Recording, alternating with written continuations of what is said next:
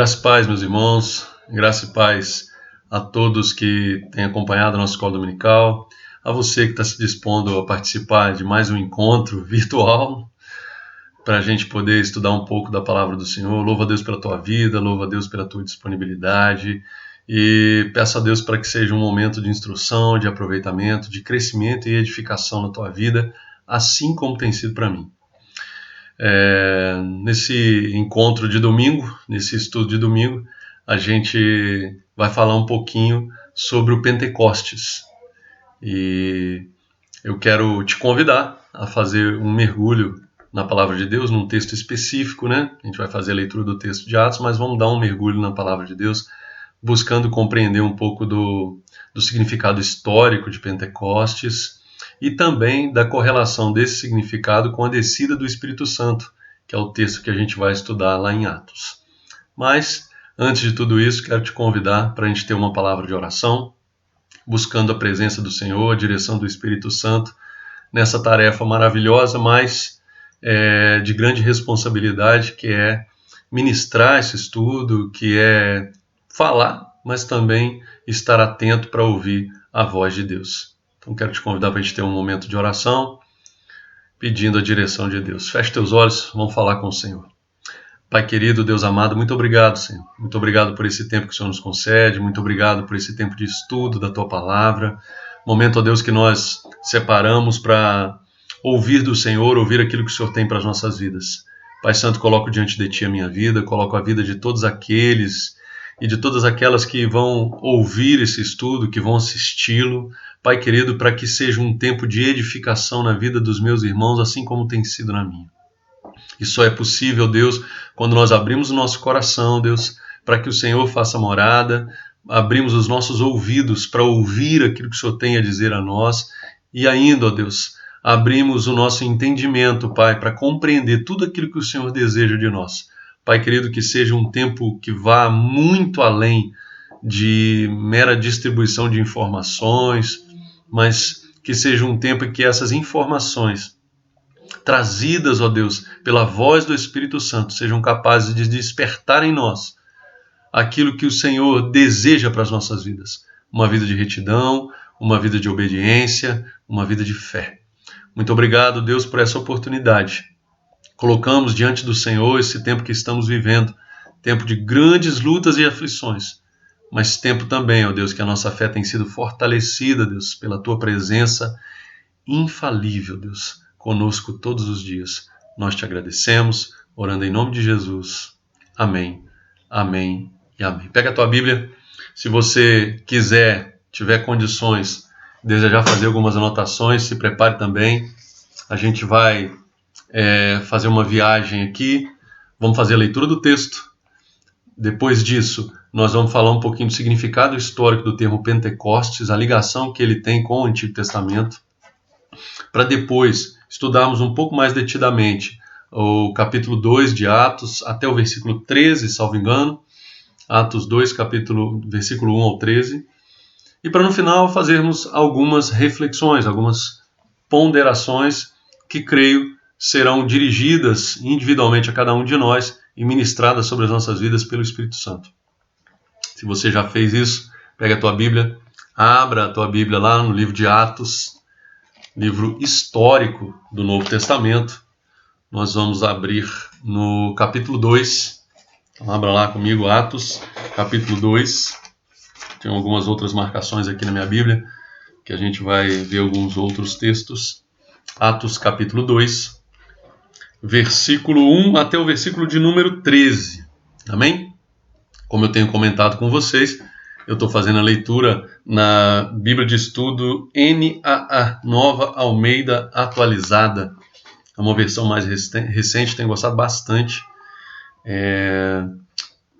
Tem muitíssimas notas, né, remissivas, de vários estudiosos, então excelente para nos ajudar, nos dar um direcionamento. No estudo de hoje também, eu estou adotando como base desse nosso estudo também um texto do Tércio Machado Siqueira, né? Pastor aposentado, professor da FAETEL, Tenho adotado um texto dele aqui também, que é bem interessante, instrutivo, vai nos ajudar nessa caminhada aí. Amém? Livro de Atos, capítulo 2, versículo 1, a partir do versículo 1, diz assim o texto.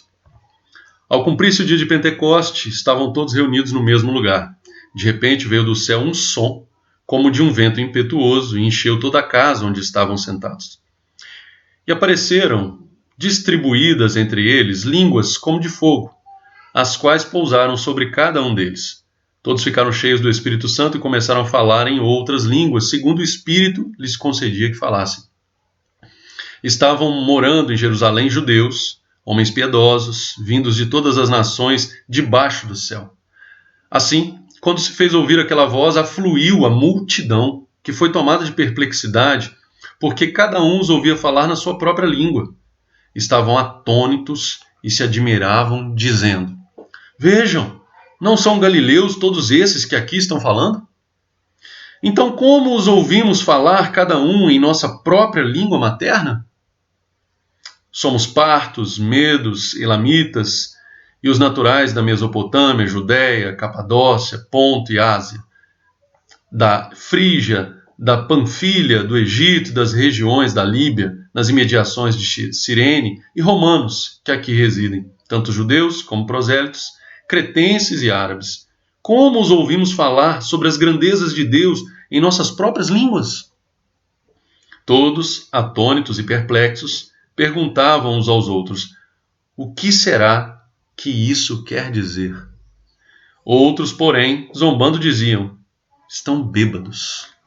Amém? Vamos parar por aqui, porque na sequência vem o discurso de Pedro, ou a pregação de Pedro, uma pregação que vai resultar numa colheita de muitas almas, e ali a gente percebe o marco da igreja primitiva.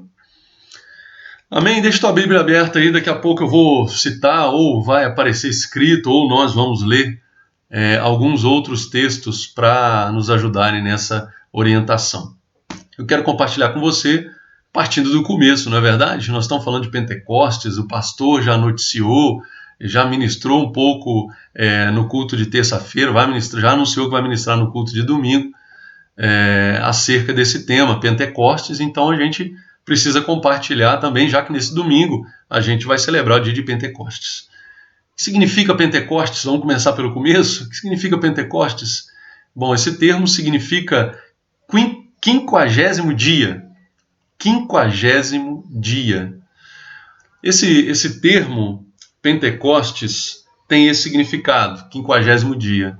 Se você voltar para o texto que nós lemos e começar a ler um pouquinho, você vai perceber, ao cumprir-se o dia de Pentecostes, em outras traduções, ao celebrar-se a festa, ao celebrar-se o dia de Pentecostes, a gente vai ter essa menção. Bom, se estão celebrando, se está se cumprindo o dia de Pentecostes, isso quer dizer que esse termo Pentecostes, 50º dia, marca alguma celebração para o povo de Deus. E se é nesse dia que acontece a descida, a vinda do Espírito Santo, daqui para frente, a gente faz essa correlação. Mas e antes disso? Qual era o sentido dessa festa? O que se celebrava? Como é que isso funcionava? Bom, no calendário do povo bíblico, povo de Deus, a gente tem algumas festas, né? Uma dessas festas, chamada Festa das Semanas, ela acontecia 50 dias após a celebração da Páscoa. Daí o significado de Pentecostes, celebração de uma festa que acontece 50 dias após a celebração da Páscoa. Essa festa das Semanas, que depois ganhou outros nomes, festa das colheitas, festa dos primeiros frutos, festa das primícias, ela acontecia com algumas razões. O que se celebrava na festa das semanas? O que se celebrava nessa festa, também chamada de festa da colheita? O que se celebrava nessa festa, também chamada de festa dos primeiros frutos ou das primícias? O povo de Deus, ele não parou para celebrar uma festa que tinha por base os seus heróis e heroínas. Isso aqui é fato, né? O povo de Deus não parou para fazer uma celebração porque tinha heróis, porque estava se autovalorizando, nada disso. O povo de Deus normalmente para celebrar eventos que têm alguns objetivos. Então, o primeiro objetivo desse evento chamado Festa da Colheita, Festa das Semanas, Festa das Primícias. Primeiro objetivo, dizer para as gerações vindouras que Deus, Criador de todas as coisas, é sustentador. É sustentador. É Ele quem faz a celebração ter sentido.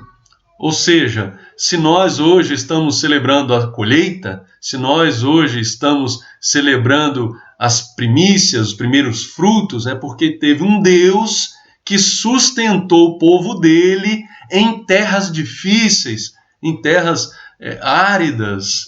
Interessante, né? Esse ponto aqui, porque a geografia, né, do Oriente Médio, ali de onde está situado o povo de Deus, aponta para que ela está cercada por extensos desertos, né? O solo não é o melhor solo do mundo, tem alguns lugares que o solo é até pedregoso. Tem uma referência bíblica aí, depois se vocês quiserem conferir, Isaías capítulo 5, versículos 1 ao 7. E aí você percebe, poxa, uma porção de terra que está cercada por desertos, uma porção de terra que tem solo pedregoso em alguns lugares, ela consegue ser produtiva, ela consegue dar frutos. Poxa, isso é obra de Deus. Então a festa, a celebração que ganha o nome de Pentecostes, porque acontece 50 dias após a Páscoa, que celebra a colheita, que celebra os primeiros frutos, essa festa, ela, primeira, tem uma razão de ser agradecer a Deus, celebrar a Deus. E isso é pedagógico, como a gente disse aqui no comecinho, né? Eu estou apontando para as gerações vindouras, tem um Deus. Esse Deus é criador e Ele é sustentador. É Ele que faz a terra entregar os seus frutos. É Ele quem faz a terra produzir frutos suficientes para alimentar a nossa nação. E tem uma outra referência também, né? Nesse sentido de uma festa pedagógica, porque existe um Deus, esse Deus sustenta, esse Deus faz a terra produzir, mas também o fato desse Deus estar trabalhando em favor dos seus filhos e filhas não é só fazendo a terra produzir.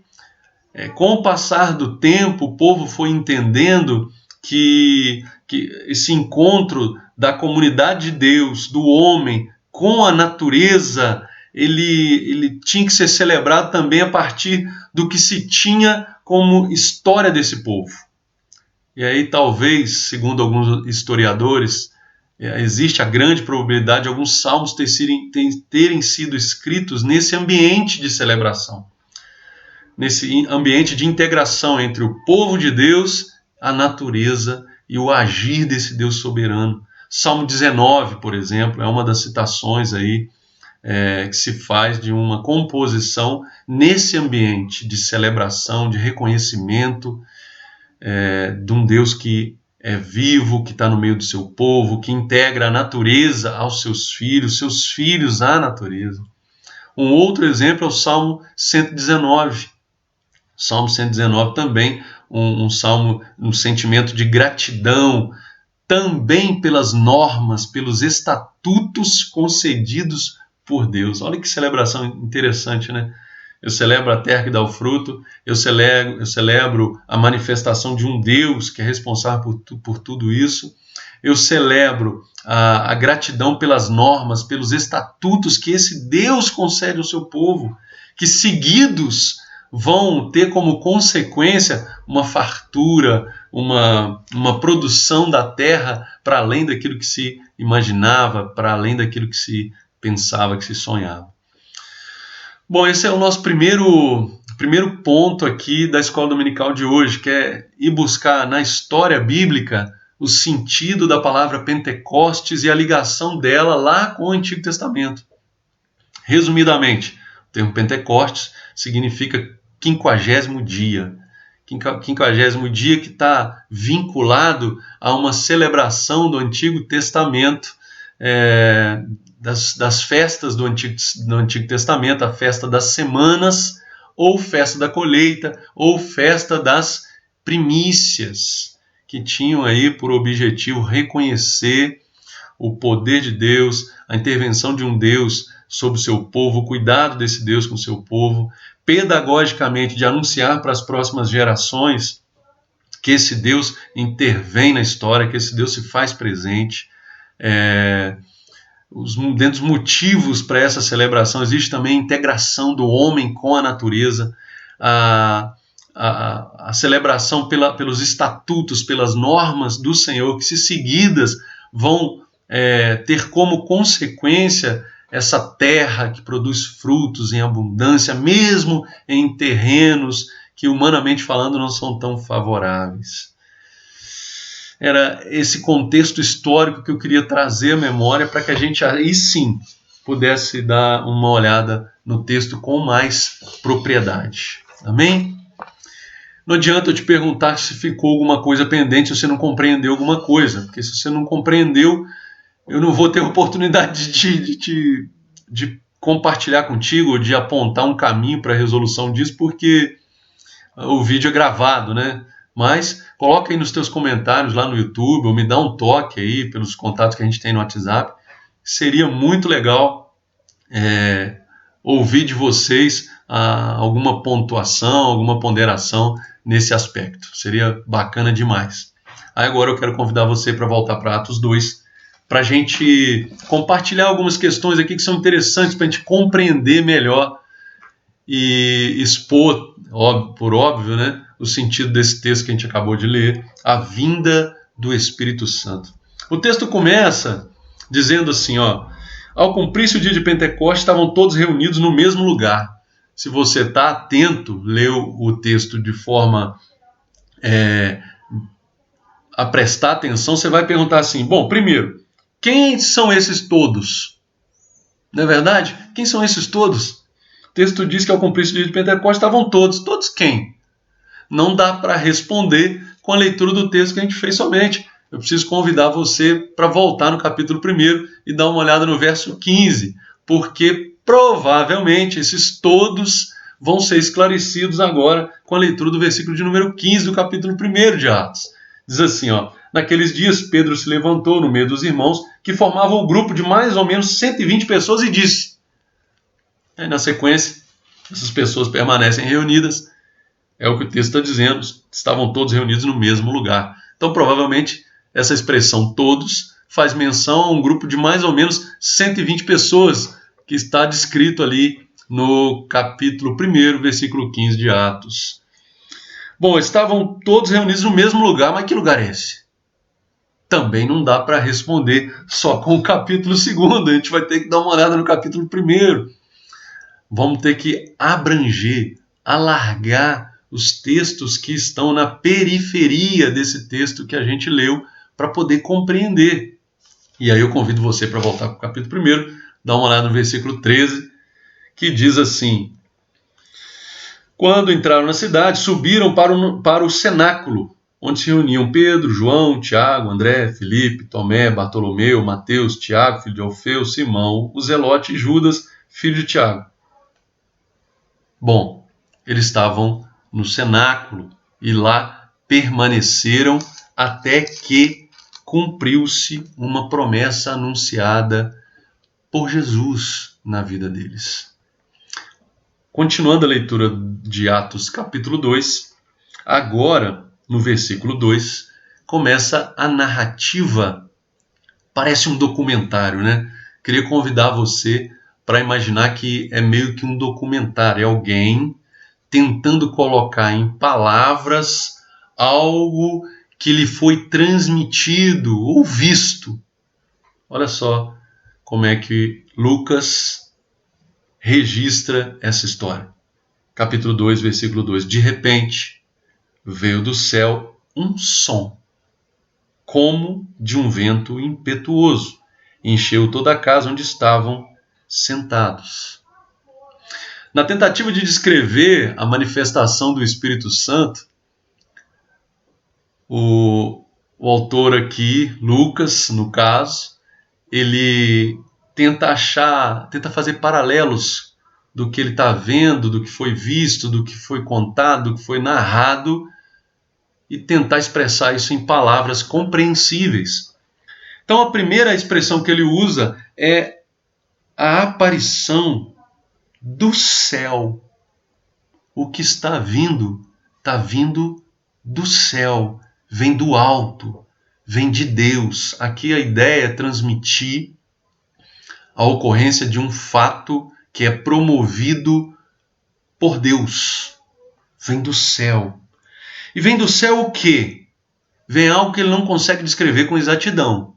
Olha só. Vem do céu um som, como de um vento, impetuoso. Então não é um vento. A primeira coisa que eu queria te chamar a atenção aqui para perceber é que não é um vento. É um som como de um vento. E aí eu convido você para voltar um pouquinho e ir lá no Evangelho de João, capítulo 3, versículo 8, para a gente achar uma conexão dessa expressão com a pessoa do Espírito Santo. Olha só o que diz o capítulo 3, versículo 8. Som como de um vento impetuoso. O que ele está ouvindo é um som, mas se assemelha a um vento impetuoso. Olha o que diz o Evangelho de João, capítulo 3, versículo 8. O vento sopra onde quer. Você ouve o barulho que ele faz, mas não sabe de onde ele vem, nem para onde vai. Assim é todo o que é nascido do Espírito. E Espírito aqui está com letra maiúscula. O que nós vemos aqui é a correlação do Espírito Santo, da pessoa do Espírito Santo com o vento, com esse sinal. Aqui para Lucas como um som parecido com um vento impetuoso. Bom, na sequência ele continua fazendo uma descrição, tentando colocar em palavras aquilo que é narrado, aquilo que foi certificado, aquilo que foi contado. Bom, primeira então correlação que ele faz é do som. Um som que parece um vento impetuoso. Segunda correlação, e apareceram distribuídas entre eles línguas como de fogo, as quais pousaram sobre cada um deles. Opa! Aqui tem um outro elemento utilizado por Lucas, que é de aproximação, é algo parecido. Não dá para descrever com exatidão, mas era bem parecido. E o que é essa aparência? São línguas como de fogo. São línguas como de fogo, não são de fogo. Não está queimando ninguém, não está pegando fogo na casa, não está pegando fogo nas pessoas, literalmente. A carne humana não está queimando. Mas a semelhança é essa. É como de fogo. Interessante, né? Essa correlação agora do Espírito Santo, pessoa da Trindade, com o fogo. Tem inúmeras passagens, inúmeros textos bíblicos que vão fazer essa correlação da pessoa, da presença de Deus com o fogo. Vou te convidar para depois aí na tua casa você dar uma olhada com calma nesses textos. Eu vou aqui citar alguns. Êxodo 3, versículo 2, a sarça ardente. Deus aparece para Moisés numa sarça que pega fogo e não queima. A presença divina, Deus ali. Um outro texto também, em Êxodo, a coluna de fogo que guardava o povo de Deus, uma coluna de nuvem durante o dia, uma coluna de fogo à noite. É a própria presença de Deus guardando o seu povo.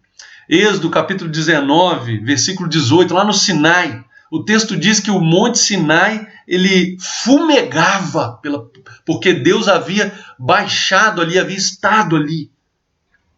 São textos que fazem menção ao fogo significando a presença de Deus. E aqui a gente percebe que o autor quer também descrever essas línguas que pousaram sobre as pessoas como línguas como de fogo, ou seja, assemelhadas, parecidas. Isso me transmite duas ideias, né? Depois que falamos aqui do vento, falamos do som e falamos das línguas. O som que é como de um vento e das línguas que é como de fogo. É interessante a gente pensar nisso, né? Uma descrição a partir de situações assemelhadas. Não dá para colocar em palavras com exatidão a obra que está sendo realizada ali, a presença descida do Espírito Santo. É interessante a gente pensar nessa situação também para a obra que Deus faz na vida da gente. Não dá para conter a obra de Deus dentro de palavras, dentro de expressões que a gente quer criar e quer, de alguma forma, definir, né? Deus é muito mais do que isso. Eu olho para esse texto aqui e eu aprendo o seguinte: a descida do Espírito Santo é muito mais do que essa descrição que está se fazendo aqui, porque a descrição não dá para transcrever, não dá para descrever com exatidão tudo que está acontecendo. O que está acontecendo é grandioso demais. Não dá para ficar contido dentro de palavras humanas. Muito interessante a gente pensar isso, amadurecer isso. O que acontece na sequência? Versículo 4.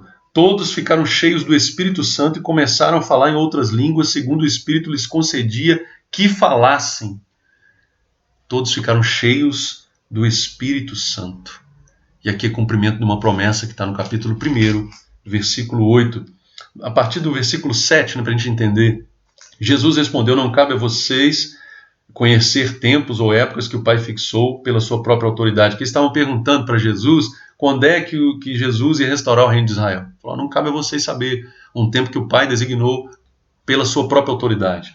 Versículo 8. Mas vocês receberão poder ao descer sobre vós o Espírito Santo, serão minhas testemunhas, tanto em Jerusalém quanto na Judéia, Samaria, até os confins da terra.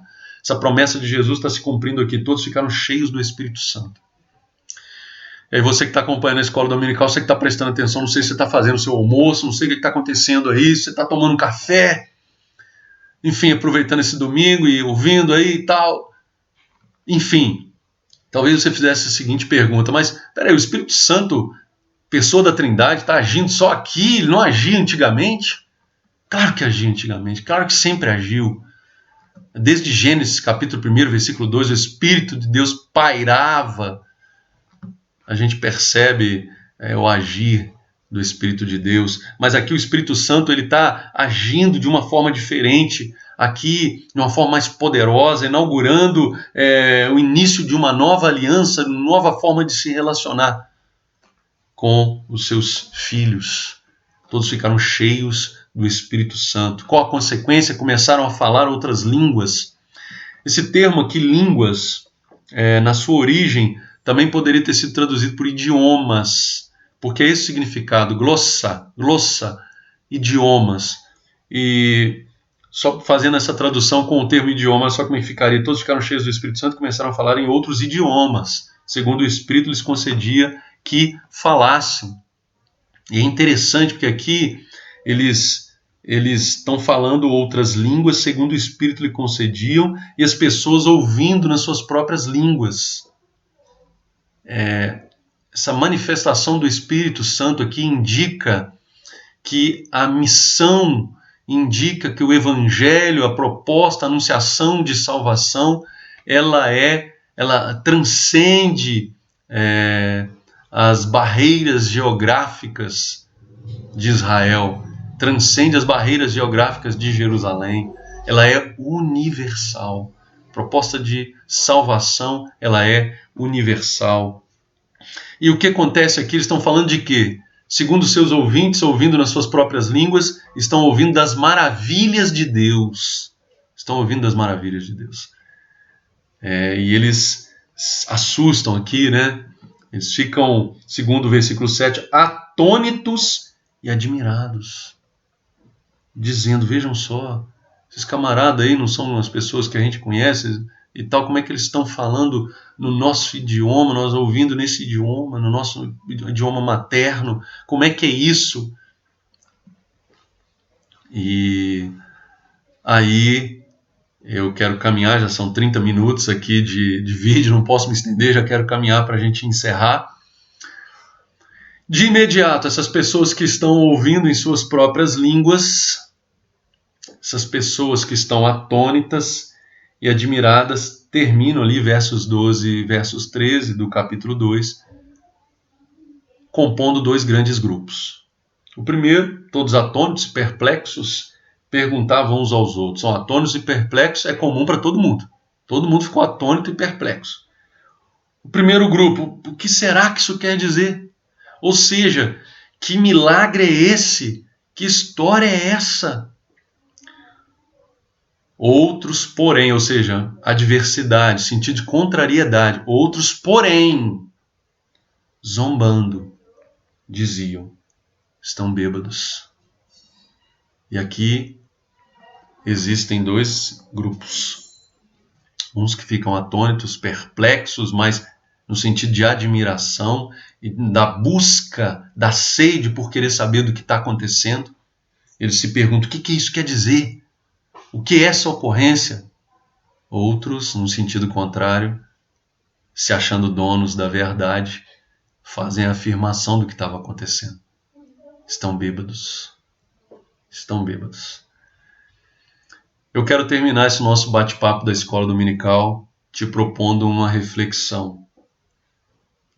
Ao perceber, evidenciar, ao sentir a manifestação poderosa do Espírito Santo na sua vida, no seu meio, qual tem sido a sua reação? Perplexo, admirado, com sede de ver mais, buscar mais, querer mais?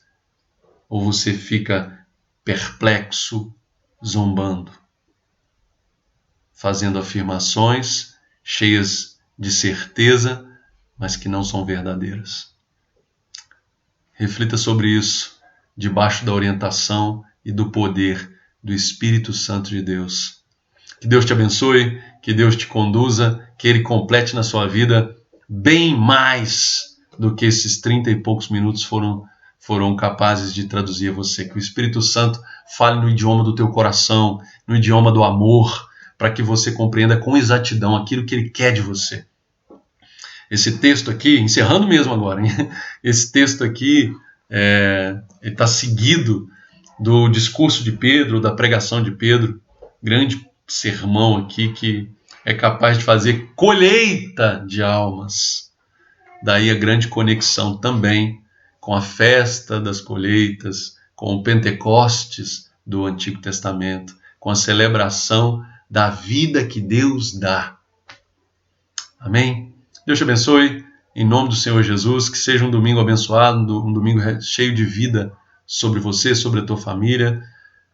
A minha oração é para que em breve possamos estar juntos, fisicamente próximos, mas até que isso aconteça, nós vamos seguir esperançosos de que Deus está no controle e é capaz de fazer frutificar até mesmo em terras férteis, em terras inférteis, terras pedregosas, terras cercadas por desertos, como fez com Israel nos tempos antigos. Amém? Feche teus olhos, vamos ter uma palavra de oração para a gente encerrar. Pai de amor, Deus querido, muito obrigado, Deus, por esse tempo. Muito obrigado, Pai, porque verdadeiramente o Senhor tem cuidado de nós. Muito obrigado, Pai, pela leitura da Tua palavra, pela proposta que ela nos traz, pelo crescimento que ela nos dá. Continua a nos regar, Deus. Somos plantas no Teu jardim, Pai. Regue, Pai, despeje abundantemente da Tua presença sobre nós para que nós cresçamos no formato que o Senhor deseja. Espírito Santo de Deus, ministre sobre nós. Que cada vez mais possamos ser amigos do Senhor, possamos estar abertos ao mover do Espírito Santo de Deus, que é capaz de fazer através das nossas vidas grandes obras. Pai querido, coloco diante do Senhor a vida de cada um dos meus irmãos, das minhas irmãs, jovens, mais experientes, cada um destes teus filhos e filhas que ouviram essa mensagem, também aqueles que não puderam ouvir. Ó Pai, vai ao encontro dos teus filhos, sustente-os com a tua graça, com o teu poder. Pai querido, vem trazendo provisão em tempos difíceis, fazendo prosperar nossas vidas, mesmo em tempos adversos, Pai. Coloco diante do Senhor cada necessidade dos teus filhos e filhas. Peço ao Senhor pela vida dos que estão fazendo aniversário, dos que estão celebrando casamento. Abençoe, sustente com a tua graça, com o teu poder, Deus. Coloco diante de ti a tua igreja esparramada na face dessa terra, em especial a Igreja Metodista em Voldac, os teus membros, os teus pastores. Pai, cuide de cada um dos teus filhos e filhas. Em nome do Senhor Jesus. Amém. Amém. Deus te abençoe, meu irmão. Bom domingo, seja um domingo cheio da presença do Senhor. Amém.